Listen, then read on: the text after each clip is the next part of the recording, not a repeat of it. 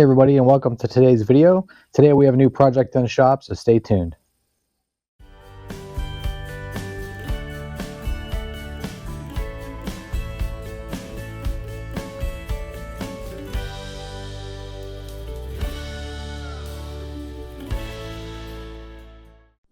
All right everybody, so let's get started. I know we're used to seeing a lot of green and yellow and sometimes some white and yellow on this channel. Today we got a couple of new colors. We got some red and gray, and those colors are for Massey Ferguson.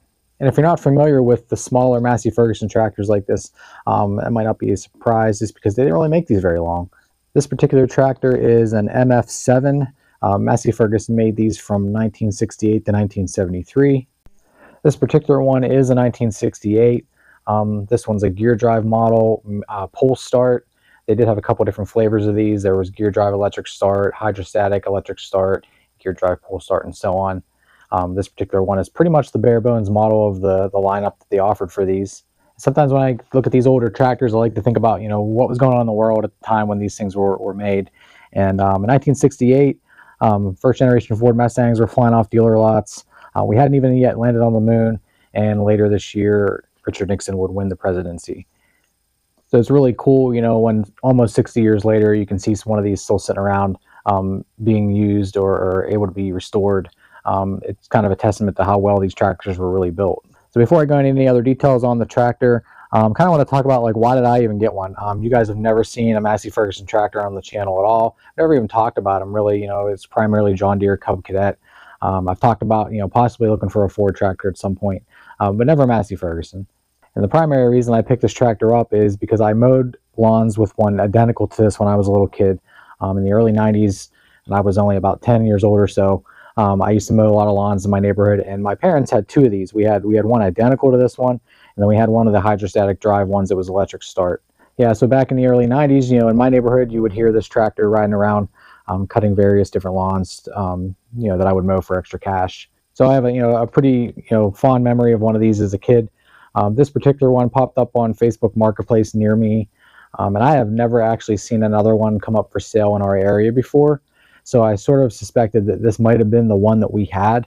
I don't know where it ever went. It disappeared about, 10 or 12 years ago along with the other one, and I've never seen it again or known where it went. So I sort of jumped on this in a hurry thinking it was the exact tractor that I might have had as a kid. And I'm still not sure that it's not. I'm trying to dig right now for pictures that there might be of me riding this thing around or anyone riding this thing around when I was a kid to try to confirm with markings or scratches or some kind of identifying features that can show whether or not this is a tractor that we had before. But even if it's not the one that I had when I was a kid, I'm fine with that. It would be nice to know for sure. But if it's not, it's fine too. It still represents something that was a childhood memory of mine. It'll be nice to have it back around again. All right, so let's talk a little bit more about this particular tractor. This has its original Tecumseh H870, and that's one of the things that I'm not really sure of with the one that I originally had. I thought we had repowered it at some point with a newer Tecumseh that was not the silver that these ones would come with, silver or gray, that these ones came with. I remember it being white, so that's one of the things that I'm trying to find from pictures is whether or not that ours had a white engine or not. Like I said, this is a pull start model.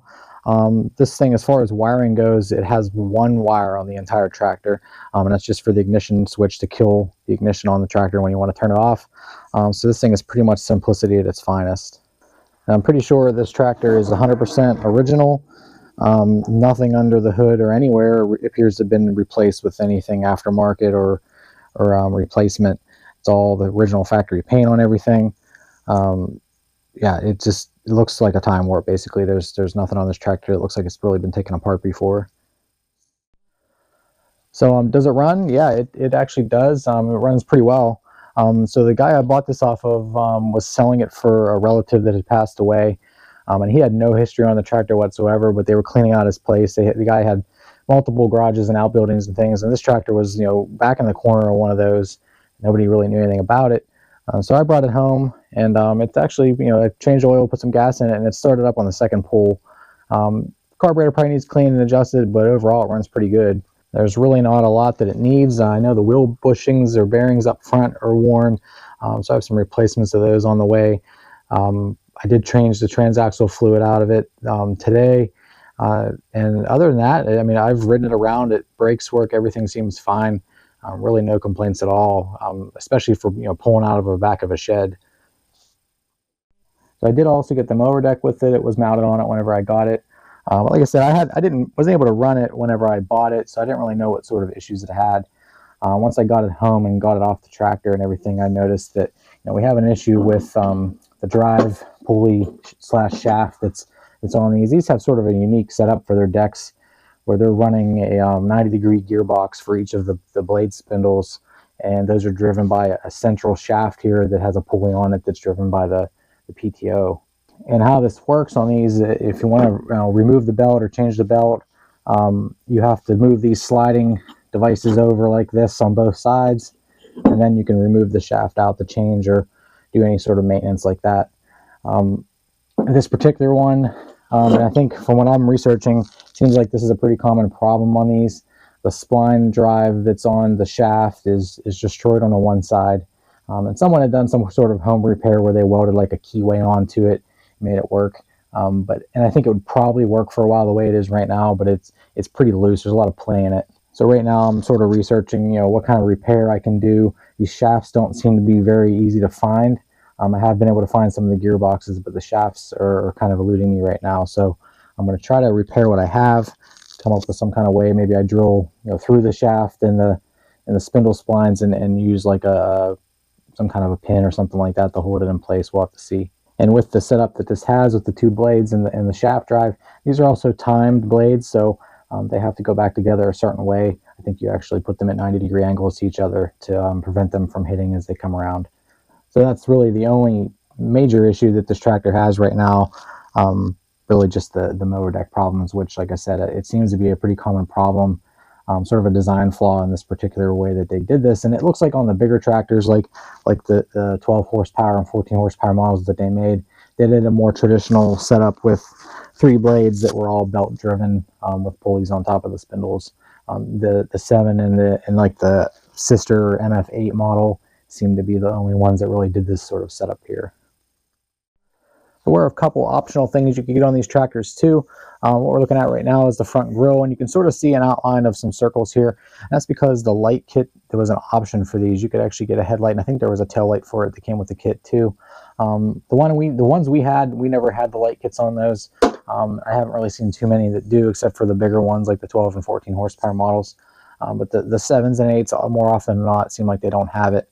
I think you could get a cigarette lighter and everything like that too, which was pretty typical for the late 60s and even probably into the 70s by quite a bit. This one doesn't have that either. Like I said, it's pretty much a bare bones model, just like the one that I had when I was a kid. So that's pretty much where we are right now. I haven't done a whole lot other than some basic maintenance to the oil, the oil changes and so on. I did also buy a parts tractor that's also a 68 model that's identical to this. I've used a couple of things off of it already, like the gear shift knob was missing off this one. It has a deck with it also. I'm hoping to maybe get some parts off of that, though I think the shaft on that's destroyed as well.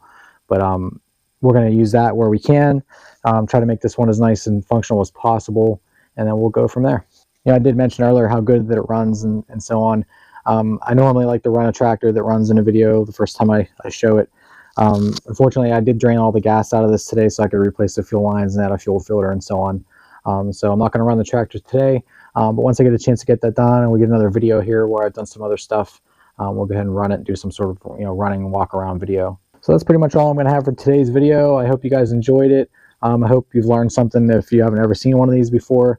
It's a fun project. Like I said, a little piece of my childhood that I was able to pick up here and bring back home and have some fun with. So I'm going to enjoy working through this and actually using it once I get it ready to go. It'll be a fun project. All right, so that's all I have for today's video. Thanks for watching. If you haven't subscribed already, please subscribe. And if you like today's video, give me a thumbs up, and I'll see you next time. Thanks for watching.